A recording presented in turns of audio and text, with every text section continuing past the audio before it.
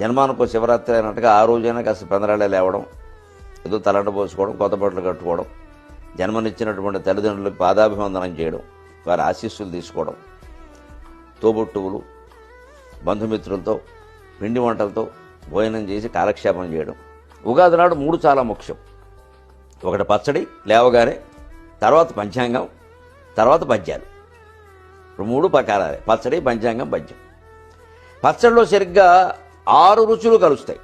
అన్నంలో కలుపుకునే అవకాశం లేకుండా, దేవుడి ప్రసాదంలాగా కళ్ళగద్దుకునే అవసరమూ లేకుండా దానికి పచ్చడైన విచిత్రమైన పేరోడు పెట్టి అదేదో కొద్దిగా మాత్రమే ఇచ్చి దాన్ని సేవిస్తే కానీ ఇంకే పని చేయొద్దు అనడం, ఏది తినద్దు పరగడుపున తినాలి అన్న ఉద్దేశం ఏమిటంటే, ఇంత విచిత్రంగా ఉంటుంది జీవితం. నీకు మిరపకాయలును చెరుకుగళ్ళు కలిపి పచ్చడి చేసి పెట్టినట్టుగా నీ జీవితంలో కూడా సుఖము దుఃఖం వస్తూనే ఉంటాయి. వాటిని కలిపి పచ్చడిగా చేసి తీసుకోవయ్యా.